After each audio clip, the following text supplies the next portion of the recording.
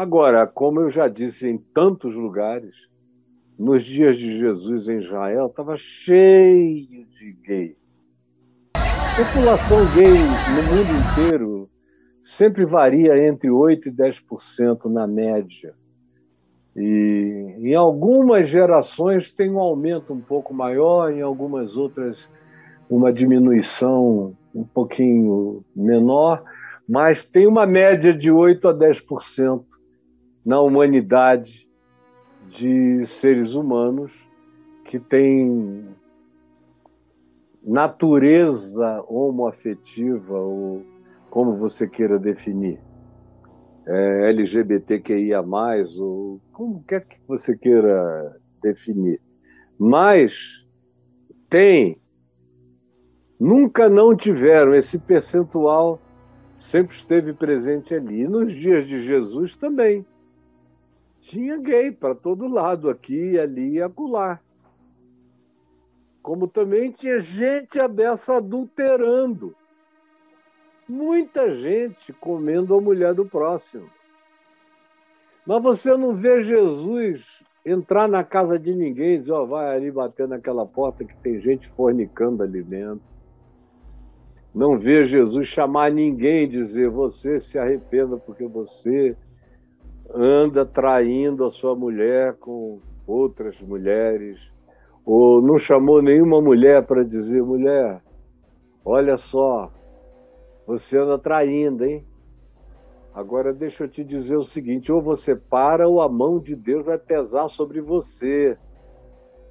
Jesus nunca chamou nenhum gay para dar nenhum conselho de orifício anal, de rosquinha de donuts para ninguém. Não tocou nesses assuntos, nenhum desses assuntos ele tocou. Ele, no máximo, respondeu a questões quando provocado. Jesus, por exemplo, não fez nenhuma acepção de pessoas. Aí você diz, então por que são 12 homens apóstolos? Por causa das contingências do primeiro século. Ele não poderia levar 7 homens e 6 mulheres com ele como apóstolas. Ia dar ruim na cabeça de um bocado de gente. Agora, ele levou os apóstolos e depois de um tempo, ele permitiu aquela caravana de mulheres. Quando a mãe dele veio, com as irmãs dele, com gente da família dele, aí ele levou Joana, Maria Madalena e várias outras mulheres junto numa caravana paralela, que eram elas que cuidavam do serviço de Jesus, aonde eles paravam, onde eles dormiam, elas foram juntas e para ele não tinha essa distinção. A distinção ele identificava na cabeça dos outros. Na dele nunca houve um mandamento de diferenciação entre homem e mulher. Como não houve entre ninguém, entre etnias. Ele trata de todos, ele cura a todos, ele acolhe a todos, ele abraça a todos, ele considera a todos puros, limpos, ele não trata ninguém como imundo, ele trata todas as etnias, de todos os povos, de todas as línguas, sem acepção de pessoas. Paulo tem que fazer as suas mirabolâncias, Pedro nem se fala. O mais livre deles foi Paulo, mas aqui e ali ele diz, olha, tem que ver quem são essas pessoas para a gente não maltratar ninguém no caminho. Jesus, no entanto, viveu com a liberdade que nenhum dos apóstolos dele soube viver ou aprendeu a viver. Então a minha única referência é Jesus, não é Pedro. Pedro não é o meu Salvador, Pedro não é a palavra de Deus encarnada, nem João, nem Tiago, nem Paulo, nenhum deles. Nem Judas, o irmão de Jesus, nem Tiago, o irmão de Jesus, nenhum deles é a palavra encarnada. Só Jesus é o Verbo eterno, imutável, perene, para sempre, que corrige o Velho Testamento e corrige os apóstolos também. É por isso que eu faço os apóstolos viajarem por dentro do filtro dos 4 evangelhos. O que os apóstolos, em viajando pelo filtro de Jesus, o que passa por lá de cá, do evangelho de Jesus, fica. O que não passa eram aplicativos. Os princípios eram absolutos, imutáveis, mas os aplicativos eram temporários e circunstanciais. Jesus ensinou os princípios absolutos. Os apóstolos tiveram que lidar com os aplicativos relativos, que já hoje entre nós, e já há alguns séculos entre nós, a maioria deles perdeu completamente o significado.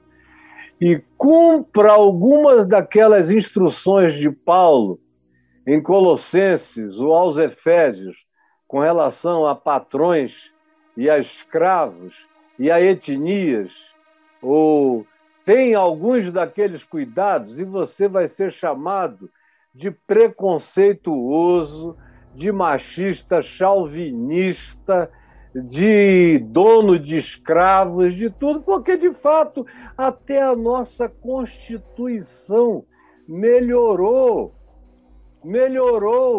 a relação humana, a melhor que Paulo pôde propor entre escravos e amos, a nossa Constituição melhorou. Entre estrangeiros, a nossa Constituição melhorou. Entre os diferentes, a nossa Constituição melhorou. A nossa Constituição carrega avanços que a lei de Moisés, no dia que ficasse adulta, conseguiria promover. Agora, a gente quer voltar 3.800 anos no tempo para praticar a lei de Moisés, tendo legislações tão melhores, tão mais humanas, tão mais ricas, tão mais cheias de cuidado e de ternura mútua uns pelos outros. Então, filho, o que você enxergar em Jesus está na validade, o que você não enxergar em Jesus passou. Então, na realidade, minha gente, essa confusão toda é porque vocês acabaram querendo ter muito mais do que o Evangelho de Jesus. Vocês quiseram, além do Evangelho, ter todos os mandamentos de Moisés e dos rabinos de Israel no passado, e quiseram considerar toda e qualquer letra escrita pelos apóstolos como em pé de igualdade com os ensinos explícitos de Jesus. E é preciso ser macho para dizer não. Jesus é o verbo, é a palavra pura. É por ele que eu avalio o que foi dito antes e é por ele que eu avalio o que foi dito depois. Como é por ele que eu avalio o que os teólogos contemporâneos dizem, os filósofos contemporâneos, os legisladores contemporâneos. Eu avalio tudo a partir do espírito do ensino de Jesus nesse mundo. Velho, Novo Testamento e qualquer outra ideia de sabedoria, eu faço viajar por dentro da encarnação de Jesus. Não só do que Jesus falou, mas também do que, existindo nos dias de Jesus, ele não falou, não puxou o assunto, onde ele silenciou, e o silêncio dele é de uma obsequialidade extremamente generosa.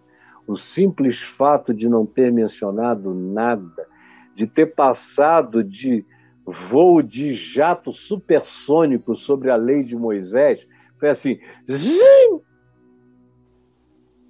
Passou supersônico, e Paulo diz que rasgou o escrito de dívida da lei de Moisés que havia contra nós. Rasgou tudo.